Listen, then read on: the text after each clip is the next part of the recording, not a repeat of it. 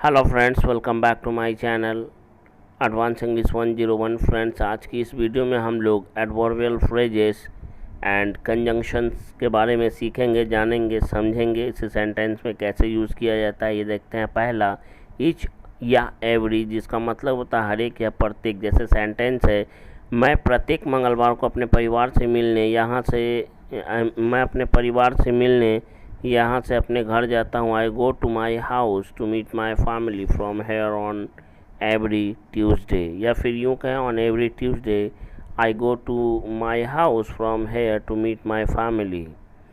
उनमें से प्रत्येक आदमी यानी ईच मैन या एवरी मैन, उनमें से प्रत्येक आदमी यह बात अच्छी तरह से जानता था कि उसका भाई चोर नहीं है, फिर भी किसी ने उसका साथ नहीं दिया।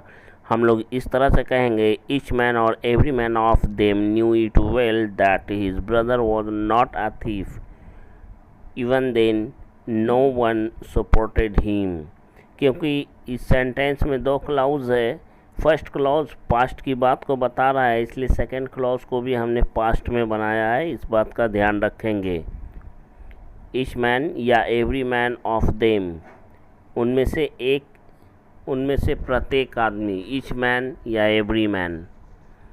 सम ऑफ माई फ्रेंड्स, इसका क्या मतलब होता है? इसका दो मतलब होता है, आप में से बहुत लोग को नहीं पता होगा। सम ऑफ माई फ्रेंड्स का मतलब होता है मेरे कुछ दोस्त या मेरे दोस्तों में से कुछ। जैसे कि सेंटेंस में इसे कैसे यूज़ करेंगे, मेरे कुछ दोस्त आज यहाँ से राजस्थान के लिए निकलने वाले हैं, यानी रवाना होने वाले हैं। तो हम लोग कहेंगे today some of my friends,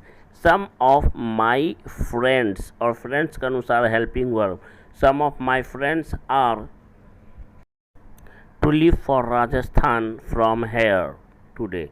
तुम्हारे कुछ दोस्तों ने कल 20 सड़क पर एक लड़के को बुरी तरह पीटा और बाद में उसे हॉस्पिटल ले गए। इसे बोलने के लिए हम लोग कहेंगे yesterday some of your friends, तुम्हारे दोस्तों में से कुछ या तुम्हारे कुछ दोस्तों ने बीट अ बॉय बैडली, एक लड़के को बुरी तरह से पीटा, in the middle of road, सड़क के बीचों बीच, एंड लेटर ऑन, और बाद में they took him to the hospital, और बाद में वे लोग उन्हें अस्पताल ले गए। नंबर थर्ड पे आता है पार्टली। इसका भी बहुत इम्पोर्टेंट रोल है स्पोकन इंग्लिश में। इसका मतलब होता है कुछ तो। और आइए देखते हैं सेंटेंस में इसे कैसे यूज़ किया जाता है। कुछ तो भुखमरी के कारण और कुछ गरीबी के कारण बुरे दौर से गुजर रहे थे। इसे बोलने के लिए हम लोग कहेंगे पार्टली बिकॉज ऑफ हंगर या स्टार्विंग या starvation, and partly because of poverty they were going through the bad phase. Go through the bad phase का मतलब होता है बुरे दौर से गुजरना। पार्टली बिकॉज ऑफ स्टार्विंग की जगह पे आप हंगर का भी यूज़ कर सकते हैं। कुछ तो पानी की कमी की वजह से और कुछ पैसों की कमी की वजह से बहुत परेशान थे। इसे बोलने के लिए हम लोग कहेंगे, इस सेंटेंस को इंग्लिश में बोलने के लिए हम लोग कहेंगे partly because of lacking of drinking water and partly because of shortage of money people were very distressed. Let us practice this sentence once again. Partly because of lacking of drinking water and partly because of shortage of money, people were very distressed. Next है हमारा probably, जिसका मतलब होता है शायद, यानी संभावना जताते हुए जब कोई बात कही जाती है तब श्योरिटी नहीं होती है। तो इसके लिए हमारा स्ट्रक्चर है, ये मोस्ट इम्पॉर्टेंट है, ये एकदम बहुत इम्पॉर्टेंट है स्पोकन इंग्लिश के लिए। सबसे पहले हम लोग बोलेंगे सब्जेक्ट प्रोबेबली, उसके बाद वर्ब की फर्स्ट फॉर्म या फिफ्थ फॉर्म का यूज़ करेंगे। जैसे राधा प्रत्येक दिन 8 घंटे प्रैक्टिस करती होगी ये संभावना है, श्योरिटी नहीं है। इसलिए हम लोग कहेंगे Radha probably practices for 8 hours every day. वह सिगरेट पीता होगा, ये मैं श्योर नहीं हूँ कि सिगरेट पीता ही है, वह सिगरेट पीता होगा इसलिए उसके दोनों होंठ काले हैं। इसे बोलने के लिए हम लोग कहेंगे he probably smokes that's why his both lips are black. अगर ये वीडियो आपको अच्छा लगता है तो इसे लाइक करें, शेयर करें, सब्सक्राइब करें और दिल खोल कर कॉमेंट करें। दैट्स वाई जिसका मतलब होता है इसलिए या इसीलिए। इसे सेंटेंस में कैसे यूज़ किया जाता है आइए सीखते हैं। आज तुम स्कूल नहीं गए इसलिए या इसीलिए तुम्हारी मम्मी ने आज तुम्हारी पिटाई की, तो इसे हम लोग कहेंगे today you didn't go to school that's why your mother beat you. Beat का सेकेंड फॉर्म बैट होता है, इसलिए हम लोग बैट पढ़ेंगे इसको। Today you didn't go to your school that's why today your mother bet you. आज मैं स्टेशन 2 देर से पहुंचा इसलिए मेरी ट्रेन छूट गई। Today I reach the station late by 2 minutes that's why I missed my train. ये आपको मेरे भाई कहीं नहीं मिलेगा, कोई नहीं सिखाएगा आपको, इसलिए प्लीज़ अगर आप एक लर्नर है, आपको ज़रूरत है सीखने की, तो लाइक करें, शेयर करें, चैनल को सब्सक्राइब करें और कमेंट ज़रूर करें। उसके पास अपना कोई बेटा नहीं है इसलिए वह तुम्हें अपने बेटे से बढ़कर प्यार करता है। He doesn't have any son of his own. A son of his own का मतलब होता है he doesn't have a son, doesn't have any son of his own माने उसका अपना कोई बेटा नहीं है। That's why he loves you more than his sun.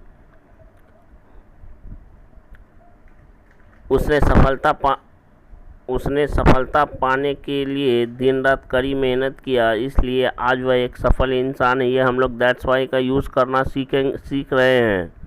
He worked around the clock to achieve his goal that's why he is a successful man today. Next है finally या ultimately. इसका यूज़ हम लोग आखिरकार या अंत में या आखिर में के सेंस में यूज़ करते हैं। इसे सेंटेंस में कैसे यूज़ करते हैं देखते हैं। आखिरकार उसने अपने दुश्मनों के सामने हार मान ली। गिव इन का मतलब होता है हार मान लेना। फाइनली या अल्टीमेटली या at last he gave in before his enemies. Before his enemies का मतलब होता है अपने दुश्मनों के सामने। आखिरकार भारत T20 वर्ल्ड कप जीती गई या जीत गई, तो इसे बोलने के लिए हम लोग कहेंगे फाइनली इंडिया वोन T20 world cup. Finally India won the T20 world cup. आखिरकार आपके बेटे ने उसी लड़की से शादी कर ली। इसे बोलने के लिए हम लोग कहेंगे finally ultimately your son got married the same girl. उसी लड़की के लिए यहाँ पे द सेम गर्ल का यूज़ हुआ है।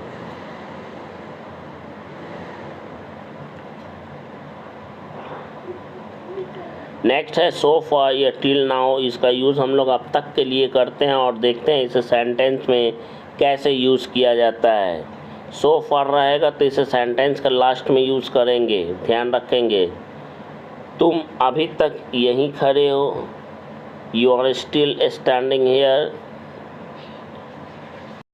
या यूँ कहें तुम अभी भी यहीं खड़े हो, you are still standing here. तुम अभी तक यहीं खड़े हो, you are standing here till now या you are standing here so far. दूसरा है वह अभी भी रो रहा है, वह अभी तक रो रहा है या वह अब तक रो रहा है। इसे बोलने के लिए हम लोग कहेंगे ही इज़ स्टिल क्राइंग और ही इज़ क्राइंग सो फार।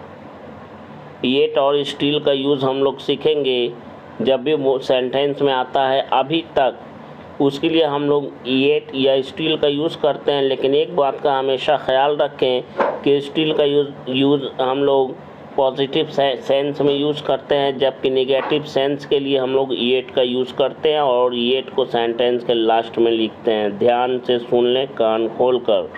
वह पिछले 4 वर्षों से दिल्ली में रहकर UPSC की तैयारी करता आ रहा है और अभी भी तैयारी कर ही रहा है। He has been preparing for UPSC for the last 4 years, living in Delhi, staying in Delhi, and he is still preparing.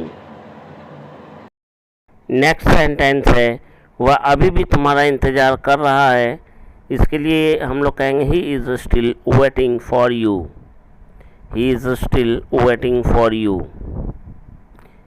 अब आते हैं निगेटिव सेंटेंस की ओर, जिसमें हम लोग येट का यूज़ करेंगे। देखते हैं कैसे यूज़ करते हैं। उसने अभी तक तुम्हारा काम नहीं किया है। He has not done his work. He has not done your work yet. he has not done your work yet.